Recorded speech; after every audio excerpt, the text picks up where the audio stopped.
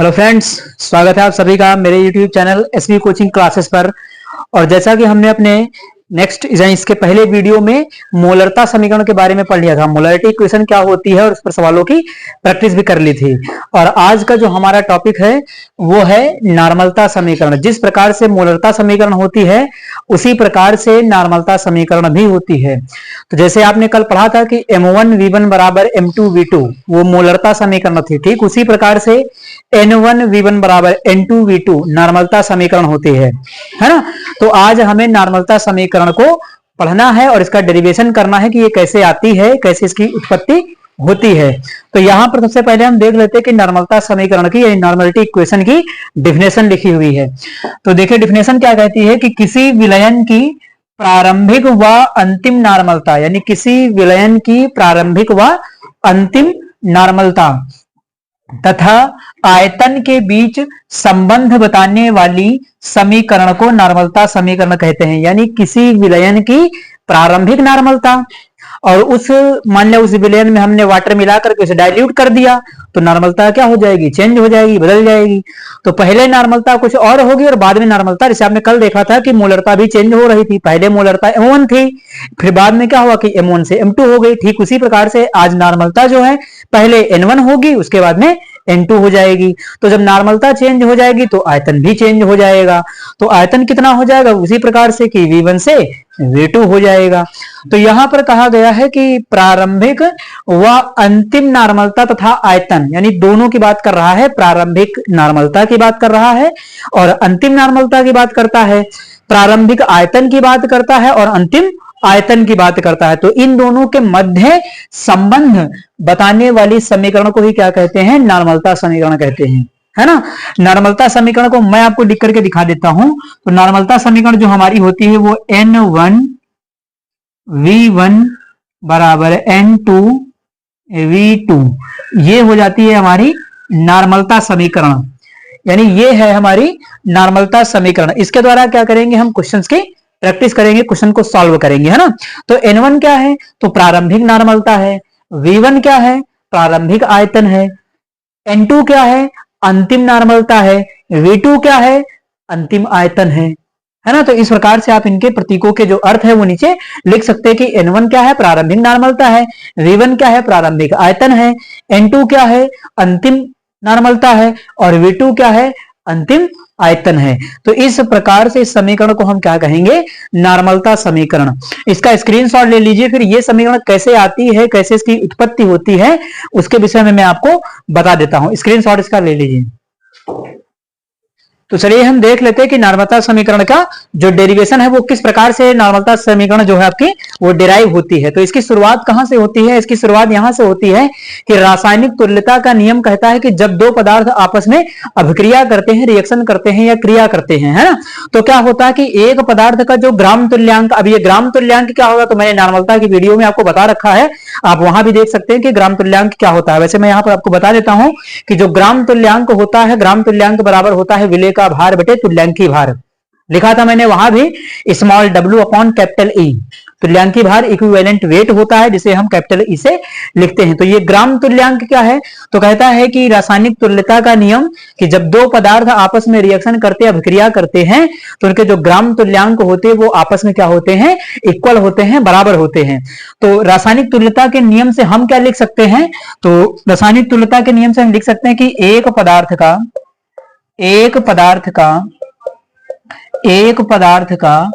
ग्राम तुल्यांक, एक पदार्थ का ग्राम तुल्यांक, ये ग्राम तुल्यांक, एक पदार्थ का ग्राम तुल्यांक बराबर किसके होगा, दूसरे पदार्थ के ग्राम तुल्यांक के, दूसरे पदार्थ के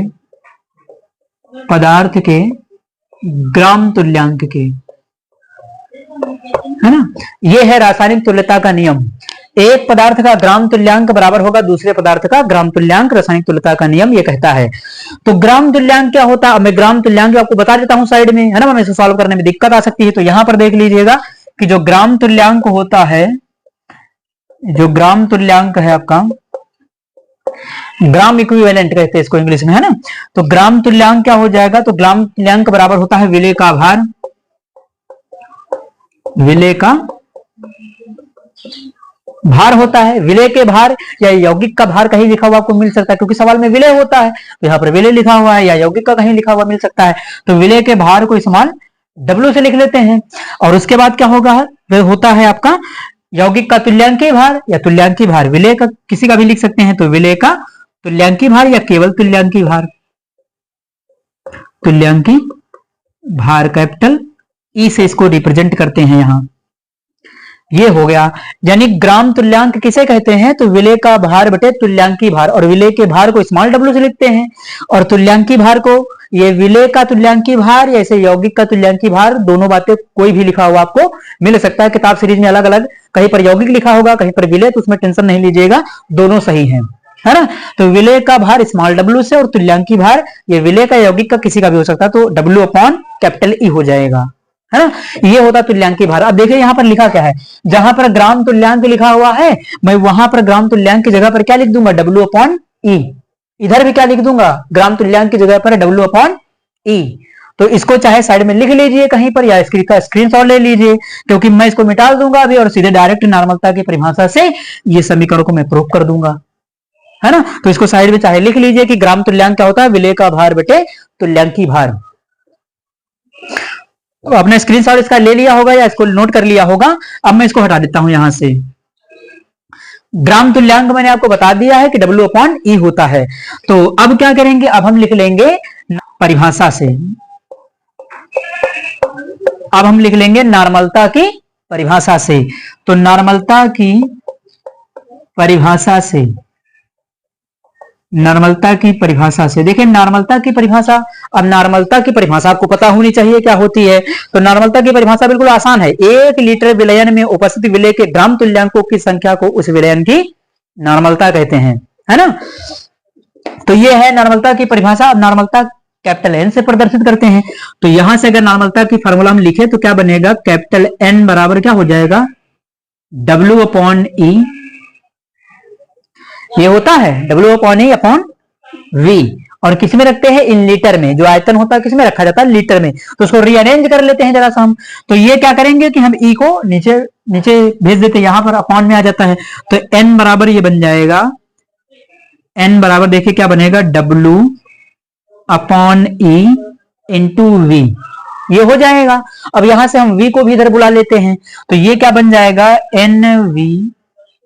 NV बराबर क्या हो जाएगा, तो NV बराबर देखिए क्या होगा, W अपॉन E। और यही आपका क्या था, ग्राम तुल्यांक। देखिए ये क्या है, ग्राम तुल्यांक ही तो अभी मैंने पीछे लिख करके बताया था कि small W upon capital E, ये क्या है, ग्राम तुल्यांक, है ना। यानी नॉर्मलता गुणे आयतन बराबर क्या होता है, ग्राम तुल्यांक, है ना, या भार बटे तुल्यांकी भार। तो देखिए ये क्या है, ग्राम तुल्यांक है ना। अब ग्राम तुल्यांक यहाँ पर लिखा हुआ है, तो हम क्या करेंगे, W अपॉन E की जगह पर क्या लिख देंगे, NV लिख सकते हैं। ये एक दूसरे के बराबर है ना, ये एक दूसरे के बराबर हैं, तो इसकी जगह पर हम क्या लिख देंगे, ये लिख देंगे, यहाँ पर लिख सकते हैं ना। वैसे एक स्टेप आप और समझ लीजिए, मैं और आपको बता देता हूँ। जैसे ग्राम तुल्यांक यहाँ पर लिखा हुआ है, तो ग्राम तुल्यांक क्या है, W अपॉन E है, तो यहाँ लिख लेते हैं W अपॉन E, आपको और समझना आसान हो जाएगा। ये किसका है, एक पदार्थ का ग्राम तुल्यांक है, एक पदार्थ का ग्राम तुल्यांक है। तो पहले पदार्थ का है, मान लिया एक पदार्थ का, तो पहले पदार्थ का तो हम यहाँ 1 लगा लेते दोनों जगह पर, ये 1 कर लिया। ये दूसरे पदार्थ का है, तो यहां क्या कर लेते हैं, W अपॉन E2 कर लेंगे, तो ये हो जाएगा W अपॉन E2। तो पहले पदार्थ के लिए W1 अपॉन E1 हो जाएगा, दूसरे पदार्थ के लिए W2 अपॉन E2 हो जाएगा। तो अब यहां पर देखिए आप क्या है, ये ग्राम तुल्यांक किसके बराबर है, नॉर्मलता इंटू आयतन के, है ना। तो जहां पर 1 है वहां पर 1 आ जाएगा, जहां पर 2 है वहां पर 2 आ जाएगा, हो जाएगा ना। अब इसके बाद हम क्या लिख लेंगे कि अतः नॉर्मलता समीकरण बराबर क्या हो जाएगा, ये NV देखिए किसके, W अपॉन E के बराबर है। यहाँ पर W1 अपॉन E1 है, इसकी जगह पर N1 V1 लिख लेंगे। यहाँ पर W2 अपॉन E2 है, इसकी जगह पर N2 और V2 लिख देंगे, क्योंकि ये इसके बराबर हो गया, तो हम यहाँ लिख सकते हैं बिल्कुल। तो आगे हम लिख देंगे, इस साइड में मैं कर देता हूं इसको यहां पर, इसके बाद मैं इधर इस साइड में लिख देता हूं इसको, अतः नॉर्मलता समीकरण, अतः नॉर्मलता समीकरण देखिए ये इसके बराबर हो गया है ना। तो जहां पर W1 अपॉन E1 लिखा, वहां पर N1 V1 हो जाएगा। तो N1 और V1 हो जाएगा। जहां पर W2/E2 लिखा हुआ है वहां पर क्या हो जाएगा, N2 और V2 हो जाएगा, क्योंकि एक दूसरे के बराबर है तो यहाँ पर 2 आया तो यहाँ पर 2 लिख देंगे, तो N2V2। इस प्रकार से ये हो गई आपकी नॉर्मलता समीकरण, है ना। देखिए ये कभी एग्जाम में शायद आपके पूछा नहीं जाता है, लेकिन मैं इसको इसलिए बता देता हूं क्योंकि यहां से सवाल आ सकता है ना। और मैंने आपको ये जानकारी के लिए ये बता दिया, अब इसको लिखना चाहे तो नोट भी कर सकते हैं, समझना चाहे तो लिख सकते हैं ज्यादा जानकारी के लिए, और चाहे तो इसको स्किप भी कर सकते हैं, छोड़ सकते हैं। आप सीधे समीकरण को याद रखिए, N1V1 बराबर N2V2, क्योंकि यहां से अभी आपको मैं क्वेश्चन की प्रैक्टिस करवाऊंगा। तो इसका स्क्रीनशॉट ले लीजिए, फिर मैं आपको क्वेश्चन को सॉल्व करवाता हूं। तो चलते हैं, देख लेते हैं अगला जो क्वेश्चन मैंने पहला लिखा हुआ है, इस क्वेश्चन को सॉल्व कर लेते हैं। और ये क्वेश्चन हमारा नॉर्मलता समीकरण से ही लगेगा। इसको देखते कि सवाल में बताया क्या गया कि जल में सोडियम कार्बोनेट Na2CO3 के 20 ml मिलीलीटर विलयन को पूरी तरह उदासीन करने के लिए 8 ml N/10 HCl की आवश्यकता पड़ती है। सोडियम कार्बोनेट विलयन की नॉर्मलता ज्ञात कीजिए। यानी इसमें आपसे सोडियम कार्बोनेट विलयन की नॉर्मलता कैलकुलेट करने के लिए कहा गया है। तो इससे पहले मैं एक चीज आपको बता देता हूं, जिस प्रकार से मैंने आपको कल विभिन्न मोलर सांद्रताएं बताई थी, उसी प्रकार से विभिन्न नॉर्मल सांद्रताएं होती हैं। नॉर्मलता भी बहुत तरीके से रिप्रेजेंट होती है। तो जैसे मैंने कल आपको बताया था कि एक नॉर्मल, जैसे आपसे कह दिया जाए एक नॉर्मल इसको लिखते हैं 1n से, तो नॉर्मलता की वैल्यू कितनी हो जाएगी, n का मान रखेंगे आप 1। उसके बाद मान लिया इसी प्रकार से एक नॉर्मल की जगह 2 नॉर्मल कह दिया जाए तो नॉर्मलता कितनी होगी, 2 हो जाएगी। उसी प्रकार से हमने कहा आपसे कि सेमी नॉर्मल, तो सेमी नॉर्मल कितना हो जाएगा, नॉर्मलता n/2 है। नॉर्मलता कितनी है, n/2 है। यहां पर आप जो n की वैल्यू रखेंगे वो कितनी रखेंगे, 1/2। जैसे कल आपने मोलरता की इकाइयां देखी थी, बहुत सारी विभिन्न सांद्रता की इकाइयां देखी थी, उसी प्रकार से नॉर्मलता भी रिप्रेजेंट की जाती है। तो ये सेमी नॉर्मल हो गया। उसी प्रकार से आपका क्या होगा, डेसी नॉर्मल हो जाएगा। डेसी नॉर्मल क्या होगा, तो नॉर्मलता n/10 होगी, है ना। तो यहां पर नॉर्मलता जो होगी n/10 होगी। और इसको लिखेंगे कैसे, n का मान कितना होगा, 1/10। उसके बाद हमारा ये हो गया डेसी नॉर्मल। फिर होता है सेंटी नॉर्मल, तो सेंटी नॉर्मल को भी लिख लेते हैं हम यहां पर, सेंटी नॉर्मल कितना होता है, तो नॉर्मलता n/100 होगी, 100 होगी, है ना। तो ये हो जाएगा n/100। यहां पर जो नॉर्मलता की वैल्यू आप सवाल में रखेंगे उसका मतलब क्या है, तो n 1/100 हो जाएगा, n बराबर 1/100। और इसी प्रकार से आगे क्या हो जाएगा, मिली नॉर्मल। तो मिली नॉर्मल कितना हो जाएगा, तो नॉर्मलता n/1000 होगी। और n की वैल्यू जो रखेंगे, n इज इक्वल टू क्या हो जाएगा, 1/1000 हो जाएगा। जिस प्रकार से कल मोलर सांद्रताएं मैंने आपको बताई थी, उसी प्रकार से सेम टू सेम आपकी नॉर्मल सांद्रताएं भी होती हैं। तो इनका आप स्क्रीनशॉट ले लीजिए, इनको भी लिख सकते हैं। फिर हम क्वेश्चन को सॉल्व करते हैं।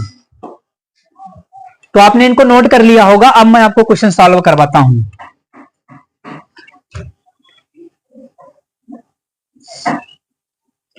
तो देखिए क्वेश्चन में क्या बताया गया है ना। सबसे पहले अच्छे से इसको समझ लीजिएगा, क्योंकि N1 N2 V1 V2 पहचानने में बहुत बड़ी गलती हो जाती है, कभी कभी आगे पीछे हो जाता तो गलत हो जाता आंसर, है ना। तो यहां पर देख लीजिएगा, जल में सोडियम कार्बोनेट के 20 ml, यानी सोडियम कार्बोनेट का 20 ml 20 मिलीलीटर विलयन है सोडियम कार्बोनेट का, ठीक, को पूरी तरह उदासीन करने के लिए 8 ml N/10 HCl। देखिए N/10 वही आ गया ना, ये क्या होगा, ये डेसी नॉर्मल होगा। अभी मैंने बताया नॉर्मलता कितनी होगी, N/10। वो पहचानेंगे आप इसको, जब देख करके आपको पता होगा तो पहचान जाएंगे कि N/10 लिखा, इसका मतलब डेसी नॉर्मल कह रहा। अभी यहाँ N/10 नहीं लिखता, डेसी नॉर्मल कह देता कि 8 ml डेसी नॉर्मल HCl, है ना। N/10 जरूरी नहीं कि लिखता वो। तो N/10 HCl की आवश्यकता पड़ती है सोडियम कार्बोनेट विलयन की नॉर्मलता ज्ञात कीजिए। तो सबसे पहले हमें V1 V2 N1 N2 कौन कहां पर है इसको पहचानना होगा। तो आसानी समझिएगा, तो सोडियम कार्बोनेट का ये विलयन है और इस विलयन की क्वांटिटी कितनी है, 20 ml है, 20 मिलीलीटर है ये सोडियम कार्बोनेट का। इसको उदासीन करने के लिए कौन लाते हैं, HCl। और HCl की क्वांटिटी कितनी है, N/10, नॉर्मलता इसकी ये है, और ये मात्रा कितनी है, 8 ml। है ना, यानी 8 ml N/10 HCl को सोडियम कार्बोनेट में मिलाया जाता है। तो प्रारंभिक जो आपकी आयतन होगा वो कौन होगा, 8 ml होगा। 8 मिलीलीटर क्या है, सोडियम ये हाइड्रोक्लोरिक अम्ल, और इसकी नॉर्मलता कितनी हो जाएगी, N/10, यानी ये प्रारंभिक आयतन है और ये प्रारंभिक क्या है, नॉर्मलता है। उसके बाद ये 20 ml फिर क्या होगा, तो 20 ml आपका अंतिम आयतन होगा, यानी V2, है ना। तो यहां पर हम लिख लेते हैं कि V1, तो V1 कितना होगा, 8 ml, देखो हो जाएगा, वो कितना हो जाएगा, 8 ml हो जाएगा, 8 मिलीलीटर हो जाएगा, 8 ml देख लेते हैं यहां पर, 8 ml ये हो गया। V2 कितना हो जाएगा, तो V2 हो जाएगा आपका 20 ml, ये जो ऊपर लिखा हुआ है 20 मिलीलीटर। नॉर्मलता N1 कौन सी होगी, ये सामने लिखी हुई है नॉर्मलता N1, ये N1 हो गया, आपको N2 कैलकुलेट करना है, तो N2 बराबर हो जाएगा, यहां पर लिख लेते हैं N2 बराबर क्वेश्चन मार्क है ना, इधर सॉल्व कर देते हैं इसको, N1 V1 बराबर N2 V2, है ना। N2 कैलकुलेट करना है तो फॉर्मूले को पहले रीअरेंज कर लेते हैं, बराबर हो जाएगा N1 V1 अपॉन V2, ये हो जाएगा। N1 का मान कितना है, N1 का मान है N/10 लिखा हुआ है, इसको हम क्या लिख सकते हैं, 1/10, या पॉइंट में लिखेंगे तो पॉइंट में कितना आ जाएगा, 0.1, भाग कर लीजिएगा, आ जाएगा 0 पॉइंट कितना हो जाएगा, 1 हो जाएगा। V1 कितना लिखा हुआ, तो V1 आपका है 8, ये हो जाएगा। V2 कितना है, 20 ml है आपका, ये यहां से पॉइंट हटा देंगे तो एक जीरो नीचे क्या होगा, बढ़ जाएगा, क्या होगा, 8/200, ये होगा V2। इसको डिवाइड कर लेंगे तो आपको जो आंसर मिलेगा वो 0.04 मिल जाएगा, यानी ये आपके V2 की वैल्यू आ गई, कितनी आ गई, 0.04। इस प्रकार से हमारा ये सवाल हो जाता है। तो इस प्रकार से आप इन सवालों की प्रैक्टिस करेंगे। इसका स्क्रीनशॉट ले लीजिए, फिर मैं आपको एक लास्ट क्वेश्चन को सॉल्व करवा देता हूं। तो चलिए एक क्वेश्चन अगला मैंने लिखा हुआ है, देखिए इस क्वेश्चन को ध्यान से समझिएगा, ये क्वेश्चन बहुत ही अच्छा है और काफी चीजें, काफी इसमें दिमाग लगाना पड़ेगा तो आप इस क्वेश्चन को सॉल्व कर पाएंगे, अन्यथा नहीं कर पाएंगे। तो समझिएगा इसको ध्यान से। लिखा क्या है कि सोडियम कार्बोनेट विलयन के 25 ml में 8 ml क्या है, 0.75 N नॉर्मलता दी गई है। HCl को मिलाया गया, पूर्ण उदासीन करने के लिए 0.8 N सल्फ्यूरिक अम्ल H2SO4 विलयन के 15 ml और लगे। सोडियम कार्बोनेट विलयन की नॉर्मलता तथा सांद्रता ग्राम लीटर इनवर्स में ज्ञात कीजिए। ये क्वेश्चन बहुत ही अच्छा, आप इस क्वेश्चन को एक बार लगाने के बाद खुद भी प्रैक्टिस करिएगा, ये क्वेश्चन बहुत ही अच्छा है ना। तो चलिए इसको ध्यान से समझ लेते हैं कि इसमें हमें करना क्या है। तो देखिए यहाँ पर क्या है कि 25 ml का जो विलयन है किसका है, सोडियम कार्बोनेट का 25 ml का विलयन है टोटल। उसमें क्या है कि 8 ml मिला दिया गया है 0.75 N नॉर्मलता का हाइड्रोक्लोरिक अम्ल, इसको मिलाया गया। उसके बाद इसको उदासीन करने के लिए और क्या किया गया है, 0.8 N सल्फ्यूरिक अम्ल विलयन के 15 ml को और ऐड कर दिया गया, यानी इन दोनों की क्वांटिटी अलग से ऐड की गई उसमें फिर से। तब करेंगे क्या इसको हम सॉल्व, तो कैसे सॉल्व करेंगे, तो यहां पर हम क्या करेंगे कि हमें पहले नॉर्मलता का फॉर्मूला आना चाहिए। नॉर्मलता बराबर क्या होता है कि विलय के ग्राम तुल्यांक अपॉन विलयन का आयतन लीटर में। नॉर्मलता का फॉर्मूला क्या होता है, चलिए सोल्यूशन मैं आपको कर देता हूं, यहां पर सॉल्व करवाता हूं इसको, ध्यान समझिएगा। नॉर्मलता बराबर क्या होता है, तो नॉर्मलता बराबर होता है ग्राम तुल्यांक होता है ना, ग्राम तुल्यांक अपॉन विलयन का आयतन, यही होता है। आयतन किसमें होता है, लीटर में, है ना। ये यानी विलय के ग्राम तुल्यांक अपॉन विलयन का आयतन लीटर में, ये नॉर्मलता की परिभाषा होती है ना। अब देखिए यहां पर आपको तो ग्राम की तो बात ही नहीं की गई, किसी की क्वांटिटी आपको यहां ग्राम में दी ही नहीं गई है। इस सवाल ने आपको उलझा ये दिया कि इसमें ग्राम में कोई क्वांटिटी ही नहीं दी गई, तो आप ग्राम तुल्यांक निकालेंगे कहां से। तो जब इसमें ग्राम तुल्यांक दिया ही नहीं गया तो हमें ग्राम तुल्यांक निकालना ही नहीं है। तब फिर हमें क्या निकालना होगा, तब हमें यहां पर ml दिया है, मिलीलीटर दिया है, तो हमें मिली तुल्यांक निकालना पड़ेगा। अब ये मिली तुल्यांक कैसे निकलेगा, तो जैसे ग्राम तुल्यांक निकालते हैं वैसे मिली तुल्यांक निकालेंगे, है ना। तो इसी फार्मूले को हमें क्या करना पड़ेगा, थोड़ा सा चेंज करना पड़ेगा। जहां पर लिखा है ग्राम तुल्यांक वहां पर क्या कर लेंगे, मिली तुल्यांक। समझिएगा, फिर से लिख लेते हैं एक बार इसको हम। नॉर्मलता बराबर मिली तुल्यांक, मिली तुल्यांक कर लेते हैं, है ना। देखिए इस सवाल के लिए स्पेशल लगाया गया केस, है ना, सब जगह पर नहीं, क्योंकि उसमें एमएल में ही सब कुछ दिया है इसलिए। तो मिली तुल्यांक हो जाएगा, और फिर क्या हो जाएगा, विलयन का आयतन, विलयन का आयतन किसमें होगा, लीटर में, ये हो जाएगा। तो इसको रिप्लेस करके हम इस फार्मूले का यहां यूज कर लेंगे, क्योंकि यहां हमें जो क्वांटिटी दी गई वो सब मिलीलीटर में दी गई, ग्राम में कोई दिया ही नहीं गया। तो जब ग्राम में दिया नहीं गया तो हम ग्राम तुल्यांक कहां से निकालेंगे, अगर दिया गया होता तब निकालते। तो यहां हम करेंगे मिली तुल्यांक निकालेंगे सभी का, है ना। तो इस प्रकार से हम इस फार्मूले का इस स्थान पर, इसकी जगह पर हम इसका यूज करेंगे, है ना। तो यहां पर हम मिली तुल्यांक करेंगे और विलयन का आयतन लीटर में, और ये नॉर्मल था। तो इसका स्क्रीनशॉट ले लीजिए, फिर मैं स्टेप बाय स्टेप इस क्वेश्चन को आपको सॉल्व करवाऊंगा, क्योंकि मैं इसको सॉल्व करवाऊंगा, क्वेश्चन बड़ा है, इतनी जगह है नहीं, इसलिए आपको स्क्रीनशॉट इसका लेना पड़ेगा।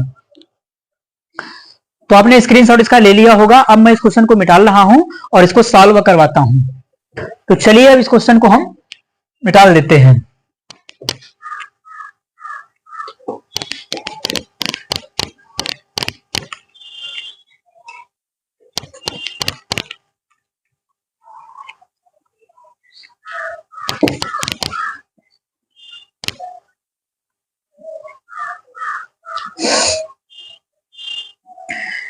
तो फार्मूला मैंने नीचे लिखा ही हुआ है कि नॉर्मलता बराबर, अब यहां पर क्या करेंगे, हम इंग्लिश में फार्मूले को चेंज कर लेंगे। तो यहां से हम चालू करेंगे इसका सोल्यूशन। नॉर्मलता को कैपिटल एन से लिखते हैं, कैपिटल एन से लिखते हैं ना, कैपिटल एन, ये हो गया। मिली तुल्यांक हम वैसे ही लिख लेंगे, मिली तुल्यांक हिंदी में ही लिख लेते हैं, या कोई अच्छा भी लिख सकते हैं, रिप्रेजेंट कर सकते हैं किसी से, है ना। तो मिली, मिली तुल्यांक ये हो जाएगा मिली तुल्यांक।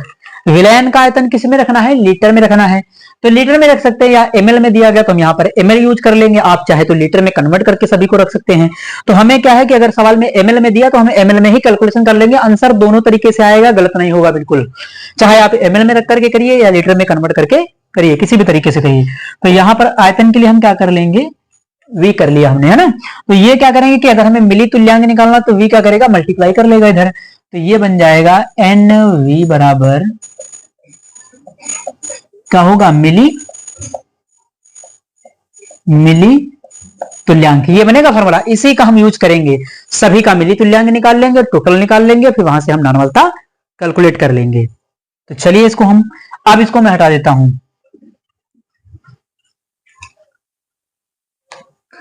तो ये हो गया। सबसे पहले हमें कौन दिया गया था, तो हाइड्रोक्लोरिक अम्ल दिया गया था, HCl, HCl दिया गया था। तो HCl का हम मिली तुल्यांक निकाल लेते। तो यहां पर हम लिख लेंगे HCl का मिली तुल्यांक, HCl का मिली तुल्यांक, HCl का मिली तुल्यांक कैसे निकालेंगे, सामने लिखा मिली तुल्यांक बराबर क्या होता है, नॉर्मलता गुणे आयतन, है। अभी देख लीजिए पीछे सवाल में, देख लीजिएगा पीछे मैंने भी लिखा है कितना आयतन उसका दिया गया है, n इंटू वी बराबर क्या होगा, मिली तुल्यांक। और किसका मिली तुल्यांक, तो पहले हमें HCl दिया गया था, तो हम इसलिए क्या करेंगे, HCl का मिली तुल्यांक कर लेंगे। जो नॉर्मलता दी गई थी, नॉर्मलता कितनी दी गई थी, 0.75, आप सवाल में देख लीजिएगा 0.75, या पहले फार्मूला भी आप लिख सकते हैं, यहां पर मैं फार्मूला ही लिख देता हूं, n इंटू वी। ये नॉर्मलता कितनी थी, 0.75, आप उसमें देख सकते हैं लिखा हुआ है 0.75। और क्या है, आयतन कितना है, 8 मिलीलीटर उसमें दिया गया, आप देख सकते हैं वहां पर, तो 8 मिलीलीटर इसका दिया गया। ये मल्टीप्लाई कर लेंगे तो यहां से जो मिलेगा वो 6 आ जाएगा, यानी इसका मिली तुल्यांक कितना आएगा, 6 आएगा। इसी प्रकार से दूसरा कौन था, सल्फ्यूरिक अम्ल था, H2SO4, यहां से लिख लेंगे H2SO4 का मिली तुल्यांक, H2SO4 का मिली तुल्यांक, मिली तुल्यांक, फिर फार्मूला ऊपर लिखा हुआ आपके सामने n इंटू वी हो जाएगा। नॉर्मलता कितनी दी गई थी, तो आप पीछे देख सकते हैं सवाल में, सल्फ्यूरिक अम्ल की जो नॉर्मलता है और उसका जो आयतन दिया गया था वो 15 ml दिया गया था। तो ये दिया गया था आपको 15 ml, तो यहां से आपको मिल जाएगा 12, यानी इसका मिली तुल्यांक कितना आ जाएगा, 12 आ जाएगा। अब क्या करेंगे कि हम इस टोटल विलयन का मिली तुल्यांक, जो हमारा सोडियम कार्बोनेट का विलयन था 25 ml का, उसका क्या करेंगे, मिली तुल्यांक कैलकुलेट कर लेंगे, है ना। इन दोनों को जोड़ करके जोड़ देंगे, टोटल विलयन का आ जाएगा। तो हम यहां पर लिख लेंगे कि कुल विलयन का कुल विलयन का मिली तुल्यांक, या ऐसे लिख सकते हैं कि कुल सोडियम कार्बोनेट विलयन का मिली तुल्यांक, बात दोनों एक ही है। कुल सोडियम कार्बोनेट विलयन का तुल्यांक या फिर कुल विलयन का मिली तुल्यांक। तो कितना कितना होगा, एक 6 होगा, ये आपका 6 हो गया, और ये कितना है 12 है, तो 12 और 6 कितना हो गया 18, यानी टोटल विलयन का मिली तुल्यांक कितना आ गया 18 आ गया। अब क्या करना है आपको, अब आप नॉर्मलता के फार्मूले में जाइए और यहां से वैल्यू पुट कर दीजिए, आपको आंसर मिल जाएगा, है ना। तो चलिए मैं इसको भी सॉल्व कर देता हूं, इस साइड में इधर सॉल्व कर देता हूं, है ना। तो नॉर्मलता क्या बनेगा कि नॉर्मलता बराबर हो जाएगा आपका मिली तुल्यांक, और किसका मिली तुल्यांक, जो टोटल वाला मिली तुल्यांक निकाला है, कितना निकाला है 18 निकाला, देखिए लिखा हुआ है ना टोटल। तो कुल जो मिली तुल्यांक आया वो कितना है 18 है। तो ऊपर हम लिख लेंगे, है ना, यहां पर मैं पूरा लिख देता हूं कि कुल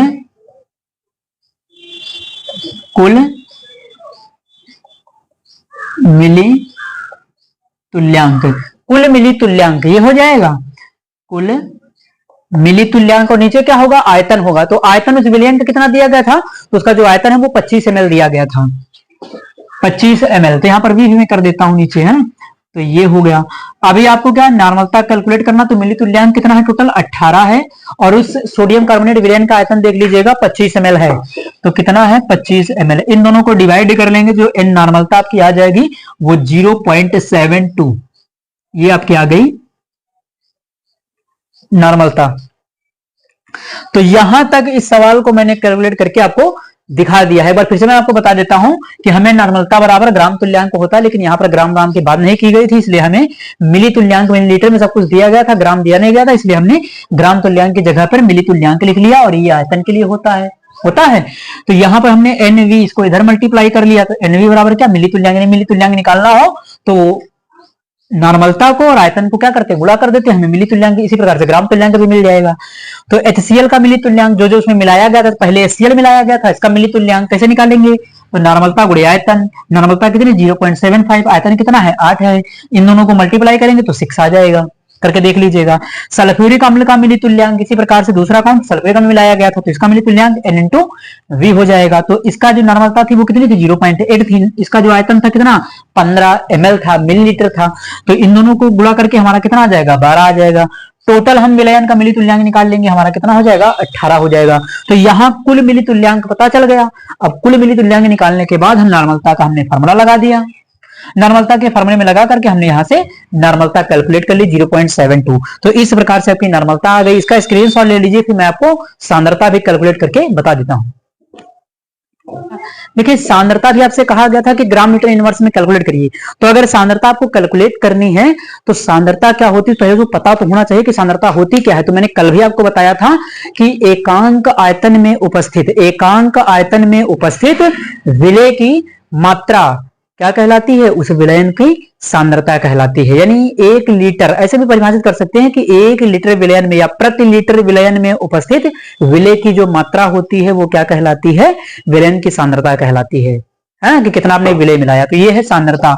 तो सांद्रता कैलकुलेट करने के लिए हमें क्या करना होगा, देखिए सांद्रता कैलकुलेट करने के लिए यहाँ आपको ग्राम में क्वांटिटी दी भी नहीं गई थी, तो पहले आपको निकालना होगा मोलरता, है ना। तो मोलरता हम कैलकुलेट कर लेते हैं यहाँ सबसे पहले। तो हमें क्या करना होगा मोलरता और मोलरता कैलकुलेट करना। देखिए मोलरता कैलकुलेट करना तो कैसे करेंगे, तो हमने फार्मूला पढ़ा था नॉर्मलता मोलरता में रिलेशनशिप का। नॉर्मलता बराबर होता है मोलरता गुणे n गुणांक। ये फार्मूला मैंने मोलरता और नॉर्मलता के संबंध में पढ़ा था। तो यहां से हम क्या करेंगे मोलरता निकाल लेंगे, मोलरता के फार्मूले से हम उसकी सांद्रता को कैलकुलेट कर लेंगे। तो यहां पर देख लेते हैं क्या है कि नॉर्मलता अभी हमने कैलकुलेट कर लिया है, पीछे कितना निकाला था 0.72। तो नॉर्मलता कितनी फार्मूले को चेंज कर लेते हैं, मोलरता को इसको लिख लेते हैं n से, इसको लिख लेते हैं m से, और इसको स्मॉल n गुणांक है। तो यहां से m बराबर क्या बन जाएगा capital N upon small n, ये बन जाएगा। ये आपका कितना था, तो ये 0.72 था, हाँ अभी नॉर्मलता पीछे निकाली है ना। और ये कितना है स्मॉल n का n गुणांक कैसे निकलेगा, n गुणांक होता क्या था, तो वियोजन के पश्चात प्राप्त धनायन या ऋणायन की संख्या होती थी। तो हम यहां पर लिख लेते हैं इसको कैसे निकालेंगे? सोडियम कार्बोनेट आपको दिया गया था, सोडियम कार्बोनेट Na2CO3, ये टूटेगा 2Na प्लस और CO3 डबल माइनस में, है ना। टूट करके कितने आयन देता है उसका हमें संख्या लेनी है, उसका चिन्ह नहीं लेना है ना। तो 2 आयन देता है, प्लस या माइनस, तो N की वैल्यू कितनी हो जाएगी? ये 2 हो जाएगी ना। तो अब यहां से क्या कर लेंगे हम? अब इसको यहां से हम कर लेंगे, इस N का वैल्यू हम यहां पर पुट कर देंगे, तो हमें मिल जाएगा इसका मान। देखिए सॉल्व कर लेते हैं आगे, तो हमें मोलरता जो मिल जाएगी 0.72 अपॉन, है ना। और ये N गुणांक कितना आया? तो N गुणांक जो आपका आया है वो 2 आया है, तो ये हो गया 2। इसको हम काट लेंगे तो कितना हो जाएगा? मोलर हमारी 0.36, ये आपकी हो गई मोलरता, यानी यहां से मोलरता कितनी आ गई है आपकी? 0.36। मैं इसको आगे सॉल्व कर देता हूं। तो देखिए हमने क्या किया है कि यहां से मोलरता कैलकुलेट कर लिया ना, तो सांद्रता कभी आपको निकालना होगा तो मोलरता कैलकुलेट करना पड़ेगा। तो मोलरता को कैलकुलेट कर लिया है। अब हम क्या करेंगे कि मोलरता का फार्मूला लगा करके वहां से सांद्रता ग्राम प्रति लीटर में निकाल लेंगे, कैलकुलेट कर लेंगे। तो इस बराबर होती है विलय के मोलों की संख्या, यानी 1 लीटर विलयन में उपस्थित विलय के मोलों की संख्या को उस विलयन की मोलरता कहते हैं। तो मोलरता को कैसे लिखते हैं? मोल क्या होता है? मोल को लिखते हैं स्मॉल n से, तो स्मॉल n हो गया ना। और उसके बाद क्या होता है? आयतन लीटर में होता है, तो ये भी हो गया ना। इसको और सॉल्व करना था, m बराबर क्या हो जाएगा? W अपॉन m, ये होगा, और नीचे क्या हो जाएगा? कैपिटल V हो जाएगा। तो ये है भार, ये है अणुभार, भार बेटे अणुभार। तो उसके बाद इसको और चेंज कर लेते हैं, ये देखिए W ऊपर रहेगा, m नीचे आ जाएगा, तो ये हो गया W, और ये स्मॉल m इंटू V हो गया ना। अब यहाँ पर ये W अपॉन M क्या है? ये भार है आपका, और ये क्या है? आयतन है। तो आ गई वही बात, ग्राम प्रति लीटर, यानी W अपॉन V आपको कैलकुलेट करना है, यही है सांद्रता, है ना। तो यहां से हम लिख लेते हैं इसको कि W अपॉन V बराबर ये सांद्रता ही है, क्या हो जाएगा? Capital M into small m। ये स्मॉल m क्या है? अणुभार है। किसका अणुभार होगा? तो विलय का अणुभार होगा। कौन विलय है? तो सोडियम कार्बोनेट है। सोडियम कार्बोनेट का अणुभार कितना होता है? 106 होता है। कैलकुलेट कर लीजिएगा, Na2CO3 अणुभार निकालना मैंने कई बार सिखाया, उसको कर लीजिएगा। तो स्मॉल m क्या है? अणुभार है सोडियम कार्बोनेट का, कितना होता है? 106। मोलरता कितनी कैलकुलेट की है? तो मोलरता कैलकुलेट की है 0.36। सबने देखिए मोलरता, अणुभार कितना होता है? 106। तो यहां पर कर लेते हैं 0.36 इंटू अणुभार कितना होगा? 106, है ना, 106, ये होगा ना। अब इसको मल्टीप्लाई कर देंगे, ग्राम लीटर इनवर्स आपका क्या हो जाएगा? आंसर हो जाएगा। देखिए मैं चाहता तो सीधे आपको डायरेक्ट फार्मूला बता देता कि विलयन की सांद्रता ग्राम प्रति लीटर में बराबर क्या होगा? मोलरता गुणे पदार्थ का अणुभार। सीधे फार्मूला में बना सकता था, लेकिन मैंने पूरा फार्मूला आपको निकाल करके दिखाया कि मोलरता कहां से ये फार्मूला सांद्रता का आपका बनेगा। अगर हिंदी में लिखना चाहो तो यहां पर इस लाइन में लिख लीजिएगा, है ना, कि विलयन की सांद्रता ये W अपॉन V क्या है? सांद्रता है। ग्राम प्रति लीटर ये सांद्रता है ना, ग्राम प्रति लीटर विलयन में उपस्थित विलय की ग्राम में मात्रा या ग्राम में संख्या उसकी क्या होती है? सांद्रता होती है। तो ये सांद्रता बराबर हो जाएगा मोलरता गुणे पदार्थ का अणुभार। सीधे मैं फॉर्मूला लिख सकता था, लेकिन मैंने नहीं लिखा, पूरा समझाया आपको कि कहां से आया, और ये हो गया आपका फाइनली आंसर। तो उम्मीद करता हूं कि आप सभी को ये समझ में आ गया होगा। अगर वीडियो अच्छा लगा हुआ तो चैनल को शेयर करते रहिए। Thanks for watching this video.